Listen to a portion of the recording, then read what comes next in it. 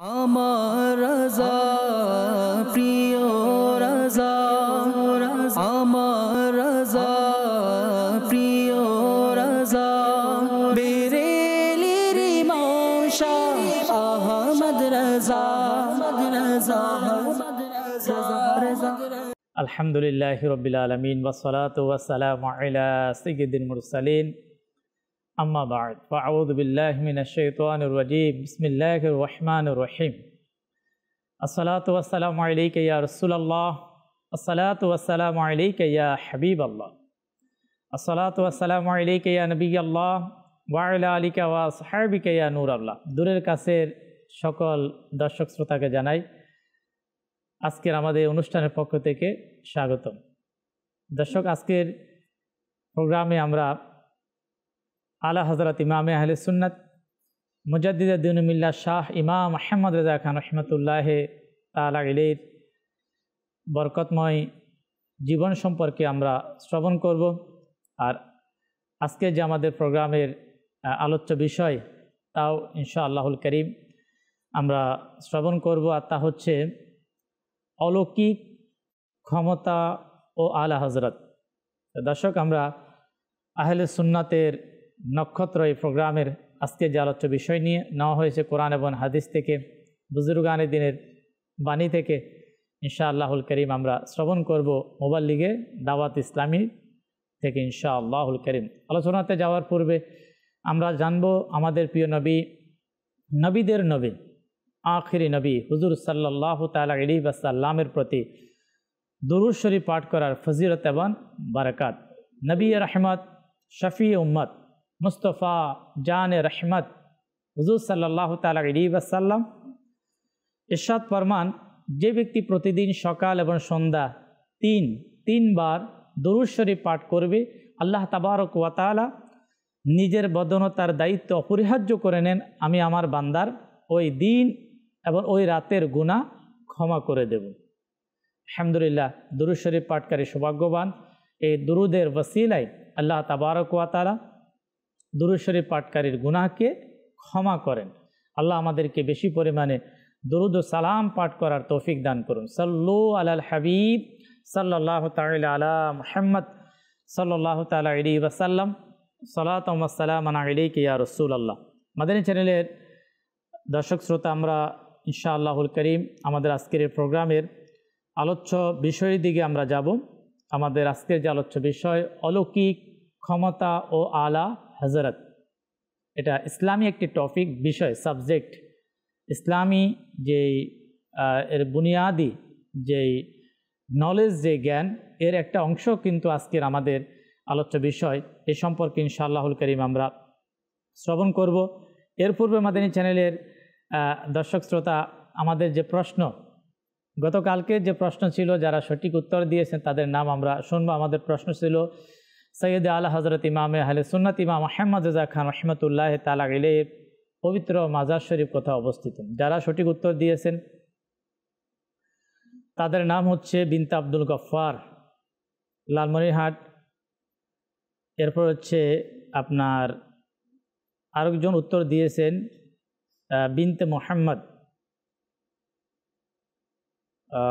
সঠিক উত্তর দিয়েছেন রাজশাহী থেকে বিনতে সাইফুল্লাহ, উনিও সঠিক উত্তর দিয়েছেন পঞ্চগড় থেকে। এরপরে ফেরদৌস আত্তারি, উনিও সঠিক উত্তর দিয়েছেন। এরপরে মোহাম্মদ সোহেল আত্তারি সঠিক উত্তর দিয়েছেন নোয়াখালী থেকে। এরপরে বিনতে নূর হোসেন সঠিক উত্তর পাঠিয়েছেন চট্টগ্রাম থেকে। এরপরে আমাদেরকে সঠিক উত্তর পাঠিয়েছেন আলী হাসান রাহিম মৌলভীবাজার থেকে। তো দর্শক শ্রোতা, অনেকে সঠিক উত্তর পাঠিয়েছেন, আমরা তাদের নাম শ্রবণ করলাম। আজকের যে প্রশ্ন তাও ইনশাআল্লাহুল কারীম আমরা জেনে নেব। হয়তো অনেকে অপেক্ষামান যে আজকের মাদানী চ্যানেলের এই প্রোগ্রাম আহলে সুন্নাতের নক্ষত্রের পক্ষ থেকে একটি প্রশ্ন দেওয়া হয়। খুবই সহজ একটি প্রশ্ন, যারা আলা হযরত সম্পর্কে মোটামুটি যারা ধারণা রাখেন, স্টাডি করেন, তারা হয়তো খুব সহজে উত্তর দিতে সক্ষম হবেন। প্রশ্ন হচ্ছে, আলা হযরত ইমাম আহমদ রেজা খান রহমতুল্লাহ তাআলা আলাইহি কত বছর বয়সে কোরআনের নাজারা সম্পূর্ণ করেন? আলা হযরত ইমাম আহমদ রেজা খান রহমতুল্লাহ তাআলা আলাইহি কত বছর বয়সে কোরআনুল কারীমের নাজারা সম্পূর্ণ কমপ্লিট করেন? দর্শক, আমরা আলোচনাতে যাব। আপনাদেরকে জানিয়ে দেব আমাদের একটি ভিডিও প্যাকেজ, তাও আপনাদেরকে ইনশাআল্লাহুল কারীম আমরা দেখাবো। প্রতিদিনের ন্যায় আজকেও প্রোগ্রামে আমরা আলা হযরতের কিছু মূল্যবান বাণী তাও আপনাদেরকে ইনশাআল্লাহুল কারীম আমরা শোনাবো। আসুন আমরা আলোচনাতে মুবাল্লিগে দাওয়াত ইসলামী মোহাম্মদ কামরুজ্জামান আত্তারি আমাদের সাথে ইনশাআল্লাহ আমরা শুনবো। আল্লাহ তাবারক ওয়া তাআলা আমাদেরকে ভালো ভালো নিয়ত সহকারে সওয়াবের নিয়তে আজকে প্রোগ্রাম দেখার আল্লাহ তাআলা তৌফিক দিন। জি, আলহামদুলিল্লাহি রাব্বিল আলামিন ওয়াসসালাতু ওয়াসসালামু আলা সাইয়্যিদিল মুরসালিন। মাশাআল্লাহ, যারা আশিক রাসূল তাদের মনের মধ্যে ইশকের যখন আলোচনা আসে তখন আলা হযরতের নাম অবশ্যই সামনে দৃষ্টিগোচর হয়। তো সে উপলক্ষে মাশাআল্লাহ মাদানী চ্যানেলের বিশেষ ট্রান্সমিশন, জি, আহলে সুন্নাত ওয়াল জামাতের উজ্জ্বল নক্ষত্র সৈয়দ আলা হযরত রহমতুল্লাহি তাআলা আলাইহির অনুষ্ঠান, মাশাআল্লাহ, আল্লাহ পাক বরকত দান করুক। তো প্রসঙ্গ হচ্ছে অলৌকিক ক্ষমতা ও আলা হযরত। যদি আমরা অলৌকিক বিষয় যেগুলো আছে, যেগুলো অস্বাভাবিক, সচরাচর সাধারণ মানুষের পক্ষে সম্ভব হয় না, ওই সকল বিষয় হচ্ছে অলৌকিক, যা আমরা এক ভাষায় কারামত বলতে পারি। তো আকাইদে নসফি কিতাব, যা আহলে সুন্নাত ওয়াল জামাতের খুবই গুরুত্বপূর্ণ কিতাব, আর যে কিতাবের মাধ্যমে আকাইদের বিষয়গুলো স্পষ্টভাবে আমরা সমাজে মুসলমানদের মাঝে তুলে ধরতে পারি। ওই আকাইদে নসফি কিতাবের মধ্যে বর্ণিত আছে কারামতুল আউলিয়াই হাক্কুন, তথা আউলিয়া কেরামের কারামত হচ্ছে সত্য। তো কারামত কাকে বলে? যদি আমরা এক কথাই বলতে চাই যে আল্লাহ পাকের নেক বান্দাদের কাছ থেকে যে সকল বিষয় অস্বাভাবিক সাধারণ মানুষের পক্ষে, ওই সকল বিষয় যদি কোনো আল্লাহর নেক বান্দার দ্বারা সংগঠিত হয়, ওইটা হচ্ছে কারামত। মাশাআল্লাহ, দর্শক শ্রোতা, আমাদের আজকের আহলে সুন্নাতের নক্ষত্রের প্রোগ্রামে যে আলোচ্য বিষয় আমরা অলৌকিক ক্ষমতা ও আলা হযরত। শুরুতে ফার্স্ট যে অলৌকিক ক্ষমতা কাহাকে বলে, অর্থাৎ কারামত কাহাকে বলে, এই বিষয় সম্পর্কে আলহামদুলিল্লাহ আমরা শ্রবণ করলাম। এটা অবশ্যই জানা আমাদের খুবই প্রয়োজন ছিল। অবশ্যই একজন মুসলমান যখন তার কোনো একটা বিষয়ে যখন ইসলামের সঠিক নলেজ তার মাঝে থাকবে, তাহলে সে ওই বিষয় সম্পর্কে তার যদি কোনো কনফিউশন থাকে সেটা কি হয়ে যাবে, দূর হয়ে যাবে। আর আজকে যে আমরা আলোচ্য বিষয় যে আমরা সাজিয়েছি আজকে প্রোগ্রাম আমাদের খুব শর্ট টাইমের মধ্যে হয়তো আমাদেরকে শেষও করতে হবে। এই জন্য অলৌকিক যে বিষয়টা, যে আলা হযরত রহমতুল্লাহ তাআলা আলাইহি মুজাদ্দিদুদ দ্বীন ও মিল্লাত, তিনি ওই মহান ব্যক্তিদের মধ্যে একজন ছিলেন যাদের থেকে তার অস্বাভাবিক বিষয়গুলো প্রকাশ পেয়েছে, মহান ওলি কামেল।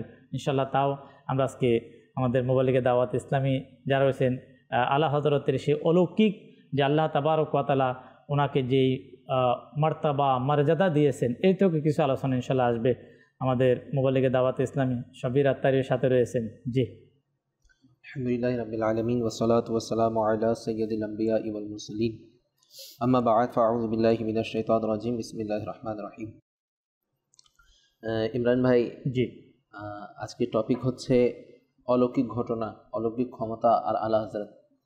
তো অলৌকিক বিষয় কামরুজ্জামান হুজুর বলেছেন যে যেটা স্বাভাবিক বিষয়, আমাদের জন্য যে বিষয়টা অস্বাভাবিক, কারো দ্বারা যেটা স্বাভাবিকভাবে ঘটে যায়। দেখেন, কেরামত বলেন অথবা মুআজিজা বলেন, নবী করিম সাল্লাল্লাহু তাআলা আলাইহি ওয়াসাল্লামের পূর্বেও যত নবীগণ এসেছেন এবং এই পর্যন্ত উলামায়ে হকের মাঝখানে এটা নিয়ে কোনো মতনৈক্য ছিল না, সবাই একমত, সবাই কেরামতকে হক বলেছেন এবং প্রতিটি যুগে যুগে ওয়ালিদের মাধ্যমে কেরামত প্রকাশ পেয়েছে এবং ইনশাআল্লাহ আল্লাহ যদি চায় কিয়ামত পর্যন্ত প্রকাশ পেতে থাকবে। দেখেন, কেরামত কাকে বলে? যে কোনো মুমিন মুত্তাকি থেকে কোনো অস্বাভাবিক কিছু যখন ঘটে যায় তো সেটাকে কেরামত বলা হয়। আর এমন কোনো কিছু যা নবীগণের নবুয়ত ঘোষণার পূর্বে তাদের দ্বারা যখন ঘটে সেটাকে ইরহাস বলে। আর নবীগণের নবুয়তের ঘোষণার পর যখন এমন কিছু ঘটে তখন সেটাকে মুআজিজা বলা হয়। আর যখন কোনো সাধারণ মুমিন বান্দা থেকে এগুলো ঘটে, অস্বাভাবিক কিছু যারা তারা স্বাভাবিকভাবে করে দেখায়, তখন এগুলোকে মাউনাত বলে। আর কোনো বেধর্মী দ্বারা যখন এগুলো হয় সেটাকে ইস্তিদরাজ বলে। এগুলো দ্বারা বোঝা যায় যে মুআজিজা আর কেরামতের মধ্যে কোনো পার্থক্য নেই, উভয়টা একই জিনিস। কিন্তু যখন এই অস্বাভাবিক কিছু এর নিসবত যখন নবীর দিকে যাবে তখন এটা মুআজিজা হয়ে যাবে, যখন ওয়ালির দিকে যাবে এটা কেরামত হয়ে যাবে। কিন্তু মুআজিজা আর কেরামতের মধ্যে পার্থক্য শুধু এতটুক যে নবীর জন্য মুআজিজা হচ্ছে আবশ্যক, আর ওয়ালির জন্য কেরামত এটা আবশ্যক নয়। ওয়ালির জন্য এটা আবশ্যক নয় যে সে মানুষের মাঝে এটা ঘোষণা করবে তার বিলায়াতের, সে তার কেরামত প্রকাশ করবে। এবং ওয়ালির জন্য এটাও আবশ্যক নয় যে তার কাছে যে বিলায়াত আছে, সে যে আল্লাহ তাআলার ওয়ালি, তাকে যে আল্লাহ তাআলার পক্ষ থেকে কেরামতের ক্ষমতা দেওয়া হয়েছে এটার দলিল মানুষের কাছে উপস্থাপন করবে, এটা তার উপর আবশ্যক নেই। কিন্তু আর এটা ওয়ালির জন্য আবশ্যক নেই যে সে ওয়ালি নিজেও জানবে সে যে ওয়ালি। দুনিয়াতে এমন অনেক ওয়ালি পর্দা করেছেন যারা নিজেও জানতেন না যে তারা আল্লাহর ওয়ালি, এটা অন্যান্য ওয়ালি নিজের কাশফের মাধ্যমে এটা প্রকাশ করেছেন। কিন্তু নবীগণের জন্য মুআজিজা প্রকাশ করা এটা আবশ্যক, কারণ ইনাদের উপর নিজের নবুয়তের দলিল পেশ করা, ইনার নবুয়তের ঘোষণা করা এটা তিনাদের উপর লাজিম ছিল। আর যেহেতু মানুষের মাঝে যখন আপনি নবুয়তের কথা বলবেন, নবুয়তের দলিলের জন্য মুআজিজা আপনাকে দেখাতে হবে। দর্শক শ্রোতা, আলহামদুলিল্লাহ আমরা অলৌকিক বিষয় সম্পর্কে মাশাআল্লাহ খুব চমৎকার কিছু তথ্য আলহামদুলিল্লাহ আমরা জানলাম।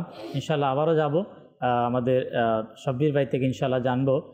আর এর পূর্বে দর্শক আমরা কিছু কলের দিকে যাব। অনেকের কল, সোশ্যাল মিডিয়ার দর্শক শ্রোতার কমেন্টস, অনেক কিছু। আর পাশাপাশি আজকে যে আমাদের প্রশ্ন ছিল তাও আবার আপনাদেরকে জানিয়ে দেব।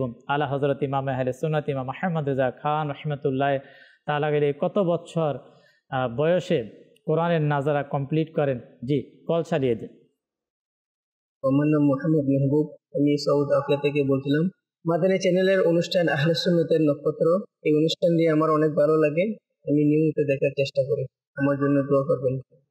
মাশাআল্লাহ, মারহাবা। জি, নেক্সট কল। আমার নাম নূর মোহাম্মদ, আমার বাড়ি সিলেট হবিগঞ্জ। মাদানী চ্যানেলের অনুষ্ঠান আহলে সুন্নাতের নক্ষত্র, এই অনুষ্ঠানটি অনেক সুন্দর, অনেক ভালো লাগে।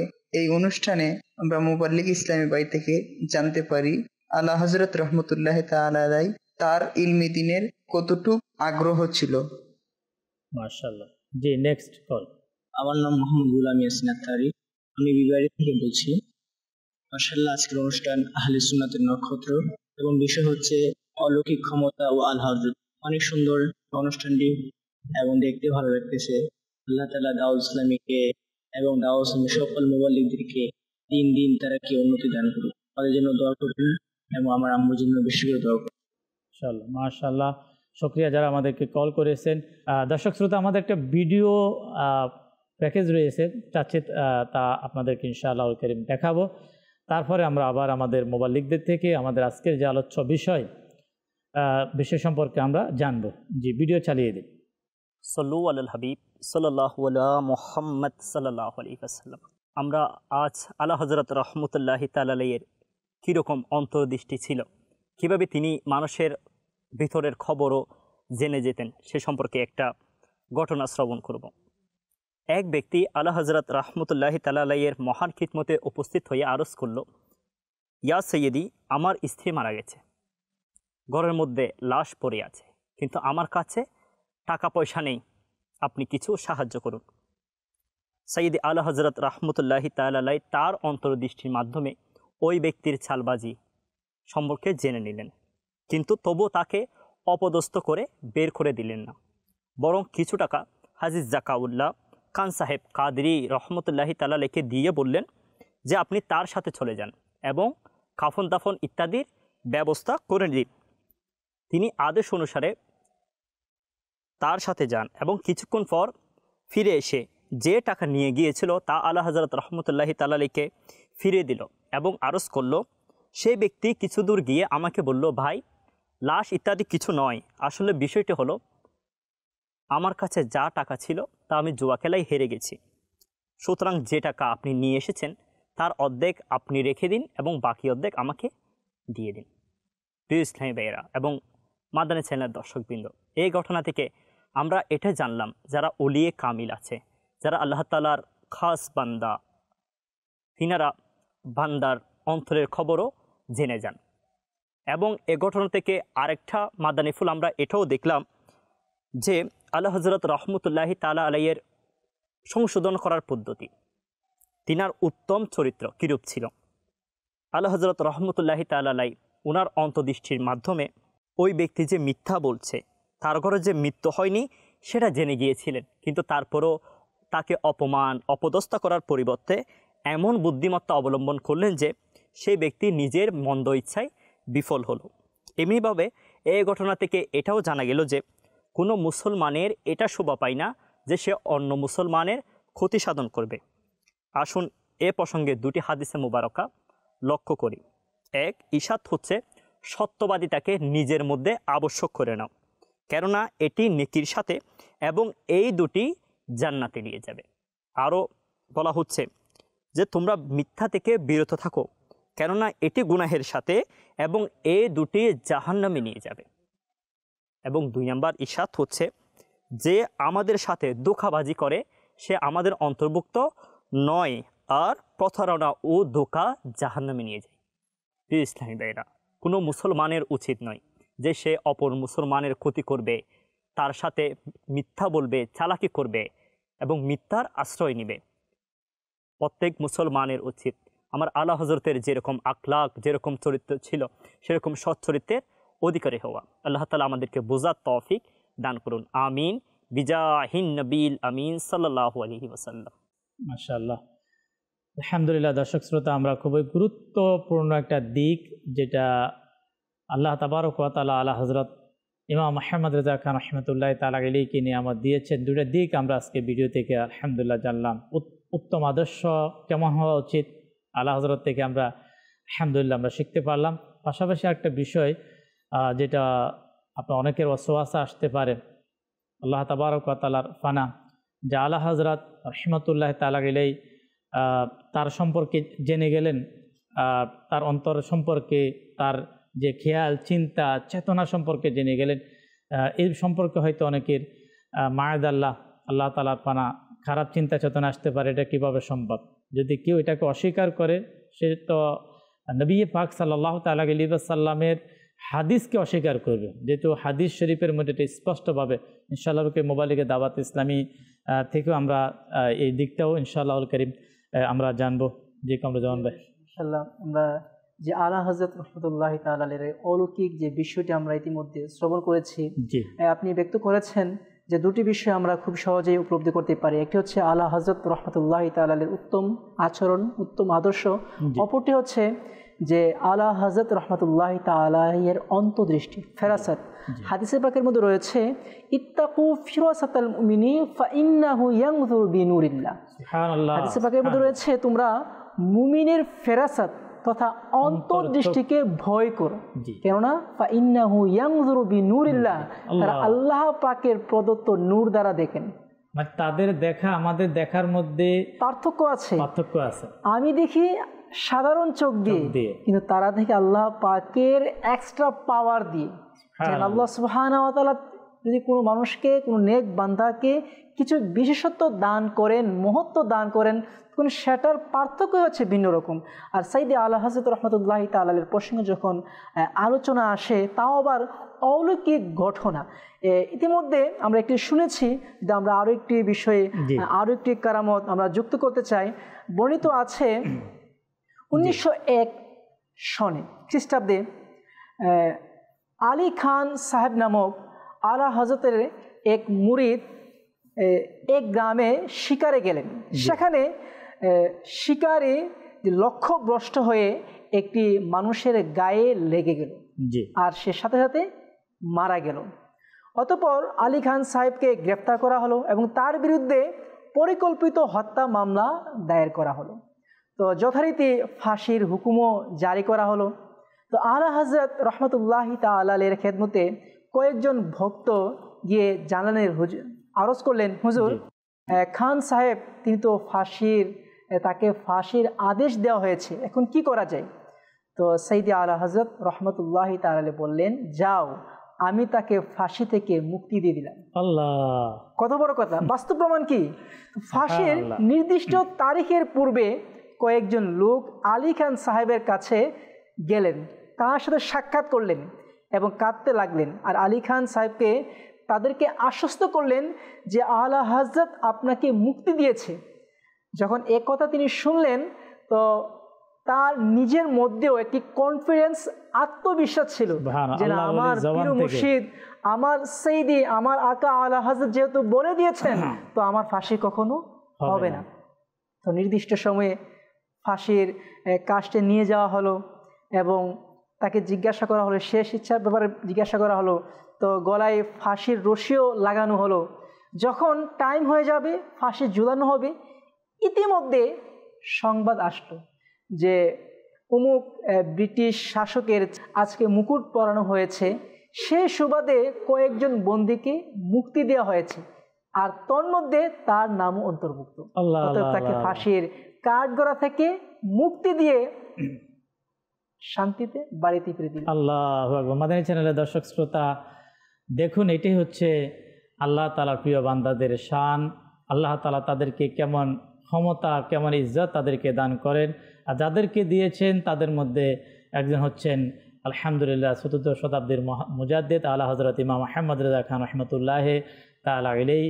এভাবে আল্লাহ তাআলা নেক বান্দাদেরকে আল্লাহ তাআলা এটা স্পেশাল একটা মর্যাদা দিয়ে থাকেন। কিছু আবার কলের দিকে যাব, তারপর ইনশাআল্লাহ সর্বশেষ আমরা আমাদের সাব্বির ভাই থেকে শুনবো। সময়ও খুব স্বল্প, দিয়ে কল চালিয়ে দিই। আমার নাম হাফেজ মোহাম্মদ মনির হোসেন, আমার বাড়ি বিবারে। আহলে সুন্নাতের নক্ষত্র মাদানী চ্যানেলের অনুষ্ঠানটি দেখছি, অনেক ভালো লাগছে। আল্লাহ তাআলা যেন মাদানী চ্যানেলকে, দাওয়াত ইসলামীকে যেন আরো দিন দিন উন্নতি দান করে, আমিন। জি নেক্সট কল। আমার নাম মোহাম্মদ মাহমুদ, আমার বাড়ি সৈয়দপুর। মাশাআল্লাহ, মাদানী চ্যানেলের অনুষ্ঠান আহলে সুন্নাতের নক্ষত্র, এই সিলসিলা থেকে আমরা আলা হযরতের জীবনী ও লেখনী ব্যাপারে জানতে পেরেছি। এই ধরনের অনুষ্ঠান দেওয়ার জন্য মাদানী চ্যানেলকে অসংখ্য ধন্যবাদ। মাশাআল্লাহ। জি নেক্সট কল। আমার নাম আরিফ, আমার বাড়ি নোয়াখালী। মাদানী চ্যানেলের খুবই সুন্দর অনুষ্ঠান আহলে সুন্নাতের নক্ষত্র, এই অনুষ্ঠানটি খুবই ভালো লাগে। মাদানী চ্যানেলকে অসংখ্য ধন্যবাদ এমন একটি অনুষ্ঠান আমাদেরকে দেওয়ার জন্য। আমার জন্য এবং আমার পরিবারের জন্য দোয়া করবেন। জি সর্বশেষ আরেকটি কল আমাদেরকে শুনিয়ে দিন। শাবুল আতারি বলছি কেরানীগঞ্জ থেকে। মাদানী চ্যানেলের মাধ্যমে আলা হযরতের প্রোগ্রাম হওয়াতে আলহামদুলিল্লাহ আমরা অনেক কিছু জানার সৌভাগ্য অর্জন করতেছি। আল্লাহ তাআলা বরকত দান করুন। মাশাআল্লাহ, শুকরিয়া। আর যারা আজকে কল করেছেন, কলের মাধ্যমে আমাদের সাথে অংশগ্রহণ করেছেন, আপনাদের সকলকে ধন্যবাদ এবং মোবারকবাদ। সময় খুব কম সাব্বির ভাই, অল্প সময়ের মধ্যে কিছু আমাদের দর্শক শ্রোতার জন্য আজকে যে আলোচ্য বিষয়। দেখেন ইমরান ভাই, আসলে টপিক তো নেওয়া হয়, টপিকের নাম দেওয়া হয় ছোট, কিন্তু এর আলোচনা অনেক বিস্তারিত। ঠিক আছে, আর আমাদের সময় খুব কম থাকে। তো আমাদের কামরুজ্জামান হুজুর যে কথাগুলো বললেন আলা হযরতের কেরামত সম্পর্কে, বাস্তবে আর কেরামত সম্পর্কে যা বললাম, কেরামতের কিন্তু অনেক প্রকার ভেদ রয়েছে না। যেরকম আল্লামা তাজউদ্দিন সাবকি রহমতুল্লাহি তাআলা আলাইহি তিনার কিতাব তাবাকাতের মধ্যে তিনি ইরশাদ করেন যে আমার ধারণা অনুযায়ী কেরামতের 100টি প্রকার রয়েছে। জি। তারপর আল্লামা মৌসুফ সদর রহমতুল্লাহি তাআলা আলাইহি তিনার কিতাবের মধ্যে লেখেন যে কেরামতের প্রকার 25টি, আর তিনি অনেক বিস্তারিত এটা লিখেছেন, যার সময় নেই। জি। আপনি বললেন না যে আলা হযরত বললেন, যাও আমি কি করলাম, তোমার সন্তানকে বাঁচিয়ে নিলাম। তো এটা আলা হযরত নয়, আল্লাহ তাবারক ওয়া তাআলা তার ওয়ালিদের ক্ষেত্রে এটাই করেন। তার ওয়ালির মুখ থেকে যেটা বের হয়ে যায় না, আল্লাহ তাআলা পূরণ করে দেন। তিনারা যদি মরুভূমি বালির দিকে যদি ইশারা করে যদি বলে দেন এটা স্বর্ণ, সেটা স্বর্ণ দ্বারা পরিবর্তন হয়ে যায়। এরকম একটা দুইটা নয়, আপনি যদি কেরামতের কিতাব উঠিয়ে দেখেন, আর কেরামতের মধ্যে সর্বপ্রথম যে ক্যাটাগরি রয়েছে প্রকারের মধ্যে, সর্বপ্রথম ক্যাটাগরি এটাই রয়েছে যে মৃতকে জীবিত করা। জি। আর এটা যুগ অনুযায়ী আউলিয়ায়ে কেরাম করে আসছেন। জি। তারপর মৃত ব্যক্তিদের সাথে কথা বলা, সমুদ্রের উপরে হেঁটে পার হয়ে যাওয়া, তারপর নাবাদাত, গাছ, পাথর, এগুলোর সাথে কথা বলা। তো এগুলো আল্লাহ তাআলা তিনার প্রিয় বান্দাদেরকে এই ক্ষমতাগুলো দিয়ে থাকেন। কিন্তু আমাদের সমাজের মধ্যে কিছু না বুঝ, যাদের বুঝ শক্তি নাই, তারা এগুলাকে অস্বীকার করে যাচ্ছে, মানুষকে অন্য কিছু বোঝাচ্ছে। মূলত একটা জিনিস ইমরান ভাই, এটাই আমরা যাই বলছি আর যাই বলবো সব কথার একটাই তো মূল, আজ আল্লাহর ওয়ালি যদি কাউকে জীবিত করে দিচ্ছে, কোনো মৃত ব্যক্তির সাথে কথা বলে নিচ্ছে বা তিনি কোনো কিছু বলেই দিচ্ছে, তো এটা তো আল্লাহ তাআলার দান ক্রমে করছে, এটা তো তিনার জাতি নয়, এটা তিনাকে আতা করা হয়েছে।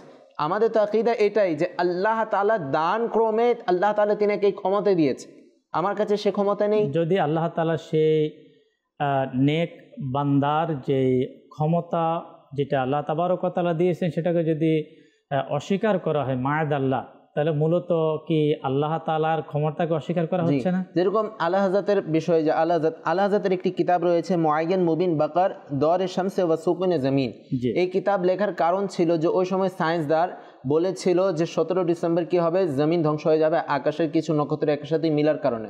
আলা হযরত রাহমাতুল্লাহি তাআলা গবেষণা করলেন 17টি দলিল দ্বারা। আলা হযরত বলেন আমি চাইলে আরও দলিল দিতে পারতাম, কিন্তু তুমি 17 তারিখ বলেছ, এর জন্য 17টি দলিল দ্বারা তাকে বললেন ওই দিন একটা জমিনের গাছের পাতাও নড়বে না। কথাটা বাস্তব হয়েছে। আল্লাহ আল্লাহ, এটাই ছিল আল্লাহর ওলিদের। দর্শক, আমাদেরকে শেষ করতে হবে, যেহেতু সর্বশেষ আমরা সৈয়দ আলা হযরত রাহমাতুল্লাহ তাআলা আলাইহির কয়েকটি বাণীও আমরা শুনবো, প্রতি প্রোগ্রামে শুনে থাকি, আজকেও শুনবো। আল্লাহ ওয়ালাদের জবানের বাণীগুলো এটা আমাদের জন্য অনেক দিক নির্দেশনামূলক হয়ে থাকে। তারপর আমরা প্রোগ্রাম শেষ করতে হবে, যেহেতু আমাদের পরবর্তী প্রোগ্রাম সম্পর্কে আমরা অনেকে জানি, জোকে নাচ প্রতিযোগিতামূলক যে প্রোগ্রাম, যে অনুষ্ঠান, আর এটাও ইনশাআল্লাহুল করিম আমাদের এই প্রোগ্রামের পরে সরাসরি সম্প্রচারিত হয়। অবশ্যই আমরা ইনশাআল্লাহুল করিম অনেক কিছু শিখতে পারবো, অনেক কিছু জানতে পারবো, এই প্রোগ্রাম দেখবো। আসুন এর পূর্বে আমরা আলা হযরতের বাণী, যে সকল বাণীগুলো আমাদের প্রোগ্রামে শোনার সৌভাগ্য হয়, প্রতিটা বাণী আলা হযরত ইমাম আহমদ রেজা খান রহমতুল্লাহ তাআলা আলাইহির সবচাইতে শ্রেষ্ঠ যেই গ্রন্থ ফতোয়া রজিয়া শরীফ থেকে নেওয়া। আজকের প্রথম নাম্বার হচ্ছে জগতে আম্বিয়া আলাইহিমুসসালাম এবং আউলিয়া এর ক্ষমতা দুনিয়াবী জীবনে অর্থাৎ শারীরিক জীবন এবং ওফাতর পরও আল্লাহর দান ক্রমে অব্যাহত থাকে এবং কিয়ামত পর্যন্ত তাদের ফয়েজ অব্যাহত থাকবে। নাম্বার 2, আলা হযরত রাহমাতুল্লাহ তাআলা আলাইহি বলেন, আল্লাহর প্রিয়দের নিকট যাওয়া এবং ওফাতের পর তাদের মাজারের দিকে যাওয়া উভয় সমান। যেমনটি ইমাম শাফি রহমতুল্লাহ তাআলা আলাইহি, ইমাম আবু হানিফা রহমতুল্লাহ তাআলা আলাইহি নুরানি মাজারে যাওয়া আসা করতেন। নাম্বার 3, আল্লাহ ওয়ালারা হলো রহমতের নিদর্শন, তারা নিজেদের নাম নেওয়া ব্যক্তিদের আপন করে নেয় এবং তার প্রতি দয়ার দৃষ্টি রাখেন। প্রিয় ইসলামী ভাইয়েরা, মাদানী চ্যানেলের দর্শক শ্রোতা, আলহামদুলিল্লাহ, আল্লাহ ওয়ালাদের সংগঠন, যেটাকে দাওয়াত ইসলামীর প্রতিষ্ঠাতা এভাবে বলেন, দাওয়াত ইসলামী হচ্ছে ফয়জানে আউলিয়া, ফয়জানে সাহাবা ও আহলে বাইত। আলহামদুলিল্লাহ, আল্লাহ তাবারক ওয়া তাআলার দয়ায়, যেহেতু আমরা সকলে জানি যে আউলি একরামের যে পথ, এটাই হচ্ছে ইহদিনা সিরাতাল মুস্তাকিমের পথ। তাই আপনার আমার প্রিয় সংগঠন দাওয়াত ইসলামী আমাদেরকে তাদের পথে চলার জন্য বলেন। কেন? আল্লাহ তাবারক ওয়া তাআলা বলেছেন যে তোমরা সত্যবাদীদের সঙ্গী হও। সত্যবাদী কারা? যারা আল্লাহর প্রিয় বান্দা, আউলি একরাম যারা ছিলেন, আল্লাহ তাআলার নেক বান্দা ছিলেন, তাদের এই পথে মতে চলার জন্য দাওয়াত ইসলামী আমাদেরকে পথ দেখিয়ে থাকে। তাদের আদর্শ, তাদের কর্ম, আর আল্লাহওয়ালা যারা, তারা নামাজ পড়তেন, তারা নবী পাককে মহব্বত করতেন, আল্লাহর ওলি যারা সুন্নতের উপর আমল করতেন, তারা মা বাবার খেদমত করতেন। আমরা কি বাইজিদ বোস্তামি রহমতুল্লাহ তাআলা আলাইহির কথা আমরা জানি না যে তিনি মায়ের কেমন খেদমত করতেন? তাহলে আমরা কাদেরকে অনুসরণ করব? আমরা আল্লাহর প্রিয় বান্দাদের অনুসরণ করব, আউলিয়া ইকরাম অনুসরণ করব। এটাই সঠিক পথ। আর দাওয়াত ইসলামী আলহামদুলিল্লাহ এই পথ মতের উপর প্রতিষ্ঠিত। আল্লাহ তাবারক ওয়া তাআলা আমাদেরকে দাওয়াত ইসলামীর এই মাদানী মহলের সাথে, এই মাদানী পরিবেশের সাথে চলে আল্লাহ তাআলার নেক বান্দাদের সোহবত সঙ্গ অবলম্বন করার মতো তৌফিক দান করুক। আমরা আমাদের যে নেক্সট যে প্রোগ্রাম, এই প্রোগ্রামের দাওয়াত আপনাদেরকে আবারও দিচ্ছি। ইনশাআল্লাহ আমরা প্রোগ্রাম দেখব। আল্লাহ তাবারক ওয়া তাআলা আমাদেরকে এই প্রোগ্রামগুলো দেখে বেশি পরিমাণে ইলমে দ্বীন অর্জন করার তৌফিক দান করুন। সাল্লু আলাল হাবিব সাল্লাল্লাহু তাআলা আলা মুহাম্মদ সাল্লাল্লাহু তাআলা আলাইহি ওয়া সাল্লাম। সালাতাম ওয়া সালামান আলাইকা ইয়া রাসূলুল্লাহ। মাদানী চ্যানেলের দর্শকবৃন্দ, আজ আমরা আলা হযরত ও কোরআনের মাহাত্ম্য সম্পর্কে সংক্ষিপ্ত আলোচনা শুনব। মাদানী চ্যানেলের দর্শকবৃন্দ, আলা হযরত রাহমাতুল্লাহি তাআলা আলাইহির মেধা শক্তি খুবই প্রখর ছিল, মুখস্থ শক্তি খুবই প্রখর ছিল, যা আমরা একটি ঘটনার মাধ্যমে আমরা উপলব্ধি করতে পারি। আলা হযরত রাহমাতুল্লাহি তাআলা আলাইহির কাছে অধিকাংশ লোকই যখন চিঠি লিখত, তখন চিঠির মধ্যে আলা হযরত রাহমাতুল্লাহি তাআলা আলাইহিকে হাফিজ বলে সম্বোধন করে দিতেন। আর আলা হযরত রাহমাতুল্লাহি তাআলা আলাইহি যখন দেখতেন, তখন তিনি চিন্তা করলেন যে আমি তো হাফিজ না। আর তৎকালীন সময় আলা হযরত ধারাবাহিকতার সাথে কোরআন মুখস্থ ছিল না, এবং যখন তিনি ফতোয়া লিখতেন বা কোনো প্রশ্নের উত্তর দিতেন, তো কোরআনের আয়াত লিখে দিতেন, এবং বা কেউ প্রশ্ন করলে সাথে সাথে তার জুবানের মাধ্যমে কোরআনের আয়াত বলে দিতেন, এবং কোরআনের আয়াত দ্বারা দলিল ইস্তেমবাদ করতেন। তো যখন আলা হযরত রাহমাতুল্লাহি তাআলা আলাইহি দেখলেন যে লোকেরা তাকে হাফিজ বলে সম্বোধন করছে, মাদানী চ্যানেলের দর্শকবৃন্দ, তিনি তো চাইলে এটা করতে পারতেন যে লোকদেরকে বলতেন যে আমাকে হাফিজ বলে সম্বোধন করো না, কিন্তু আলা হযরত পুরোটাই উল্টো করলেন। তিনি কি করলেন, প্রথম রমজান মাস থেকে কোরআন মুখস্থ করা শুরু করে দিলেন। আলহামদুলিল্লাহ, প্রথম রমজান থেকে 30 রমজান পর্যন্ত পুরো কোরআনই মুখস্থ করে নিলেন। তিনি কি করতেন যে প্রত্যেক দিন মাগরিব থেকে ঈশা পর্যন্ত এক পারা করে মুখস্থ করতেন। আলহামদুলিল্লাহ, এভাবে 30 দিনের মধ্যেই পুরো কোরআনই আলা হযরত রাহমাতুল্লাহি তাআলা আলাইহি মুখস্থ করে ফেললেন। সুবহানাল্লাহ। তো এই ঘটনা দ্বারা বোঝা যায় যে আলা হযরত রাহমাতুল্লাহি তাআলা আলাইহির স্মৃতি শক্তি কেমন মজবুত ছিল, কেমন প্রখর ছিল। আলহামদুলিল্লাহ, আল্লাহ তাআলা তার প্রতি আমাদের যেন প্রেম ভালোবাসাকে যেন অটুট রাখুক। তাছাড়া আলা হযরত রাহমাতুল্লাহি তাআলা আলাইহি তাফসিরের উপরে অনেক পাণ্ডিত্য ছিল। তিনি যখন সূরা দোহার তাফসির লিখছিলেন, মাদানী চ্যানেলের দর্শকবৃন্দ, আপনারা অবাক হয়ে যাবেন যে সূরা দোহার তাফসির যখন লেখা শুরু করলেন, প্রায় 600 পৃষ্ঠা সম্বলিত একটা তাফসির গ্রন্থ হয়ে গেল। আলা হযরত বলতে লাগলেন যে আমার কাছে এত সময় কোথায় যে আমি পুরো কোরআনের তাফসির লিখে দিব, আমার কাছে তো সময়ই নেই। এমনকি একবার যখন আলা হযরত রাহমাতুল্লাহি তাআলা আলাইহি সূরা দোহার তাফসির বর্ণনা করতে লাগলেন, বক্তব্য দেওয়া শুরু করলেন, তো প্রায় 6 ঘন্টা পর্যন্ত সূরা দোহার তাফসির করেছেন। সুবহানাল্লাহ। তাছাড়া তাফসির করার জন্য যে সমস্ত এলেমের প্রয়োজন ছিল, আলা হযরত রাহমাতুল্লাহি তাআলা আলাইহি প্রত্যেকটা এলেমের উপর পাণ্ডিত্য অর্জন করেছিলেন। যেমন তাফসির করার জন্য নাসিক মনসুকের এলেমের প্রয়োজন, তো আলা হযরত রাহমাতুল্লাহি তাআলা আলাইহির নাসিক মনসুকের উপরেও পাণ্ডিত্য ছিল। তাছাড়া তাফসির করার জন্য শানে নুজুল সম্পর্কে পাণ্ডিত্য অর্জন করতে হবে। তো আলহামদুলিল্লাহ, আলা হযরত রাহমাতুল্লাহি তাআলা আলাইহির শানে নুজুলের উপরেও পাণ্ডিত্য ছিল। তাছাড়া তাফসির বিল হাদিস, তাফসির বিস সাহাবা, তারপর ইস্তিমবাত, এগুলির উপর আলা হযরত রাহমাতুল্লাহি তাআলা আলাইহির গভীর পাণ্ডিত্য ছিল। মাদানী চ্যানেলের দর্শকবৃন্দ, আলা হযরত রাহমাতুল্লাহি তাআলা আলাইহি যে কোরআনের অনুবাদ করেছেন, সেই অনুবাদ গ্রন্থের নাম হচ্ছে কানজুল ঈমান, অর্থাৎ ইমানের খাজানা। তো এই অনুবাদ গ্রন্থকে যদি সামনে রাখা হয় আর পুরো পূর্ববর্তী বুজুর্গানের দিনের তাফসিরকে এক পাশে যদি রাখা হয়, আর তাফসিরকে দেখে এই কানজুল ঈমান যদি অধ্যয়ন করা হয়, তখন আপনি উপলব্ধি করতে পারবেন যে আলা হযরত রাহমাতুল্লাহি তাআলা আলাইহি কেমন চমৎকার অনুবাদ করেছেন। এই অনুবাদটা একেবারে পূর্ববর্তী বুজুর্গানের দিনের তাফসির ভিত্তিক অনুবাদ। অনেক সময় দেখা যায়, মাদিনী চ্যানেলের দর্শকবৃন্দ, দেখা যায় অনুবাদ তো করেছে, কিন্তু দেখা যায় তাফসিরের সাথে কি হয়ে যায়, দ্বন্দ্ব লেগে যায়। যেমন একটা উদাহরণ দেই, ওয়ামা উহিল্লা বিহি লিগাইরিল্লাহ, যার উপর গায়রুল্লাহর নাম পাঠ করা হয়েছে সেগুলো হারাম। তো এই অনুযায়ী যখন আমরা দেখি, তো দেখা যায় অনেক বস্তু এমন আছে যেগুলোর নাম আল্লাহর সাথে সম্পৃক্ত না।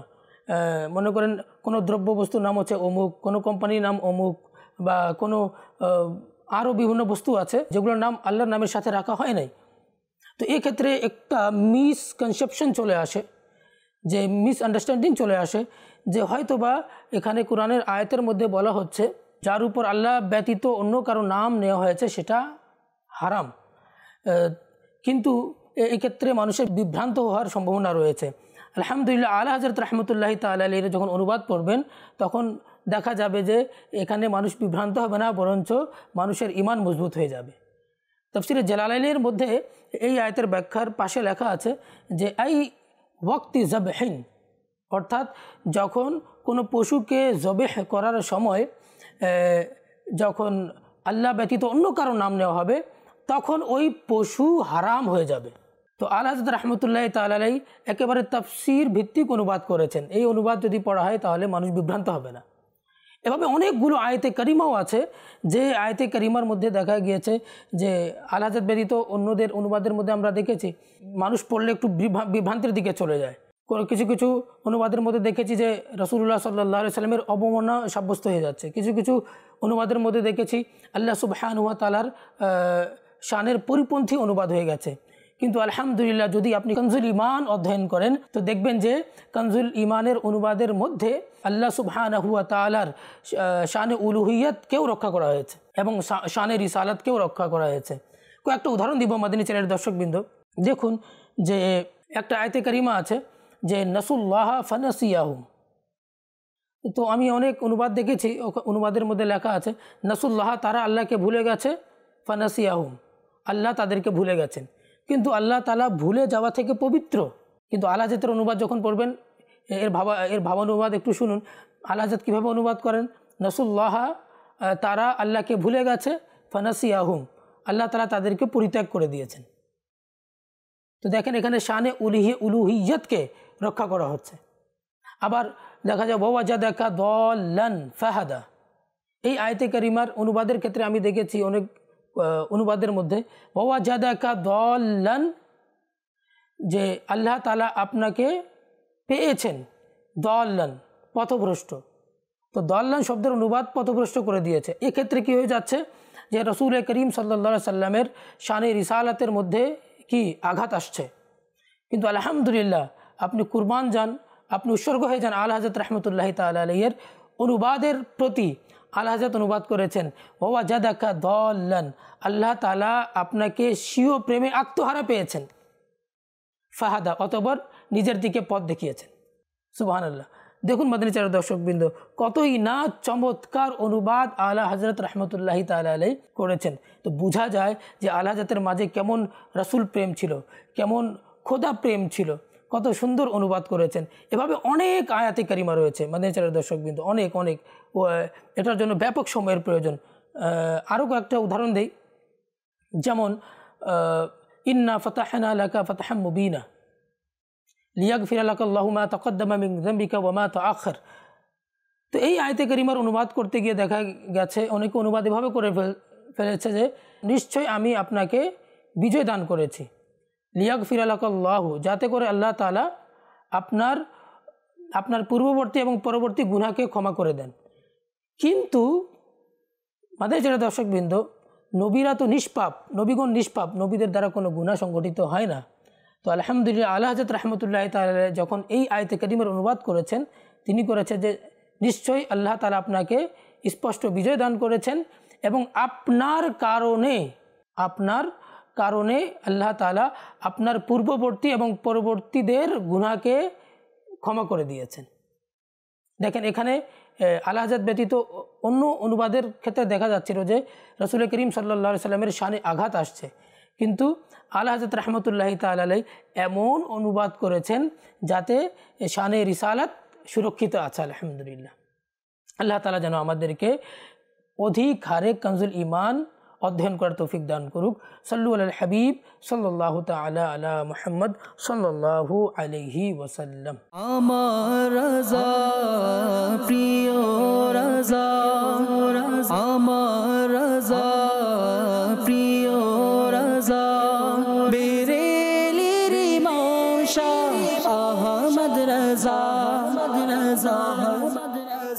রাজা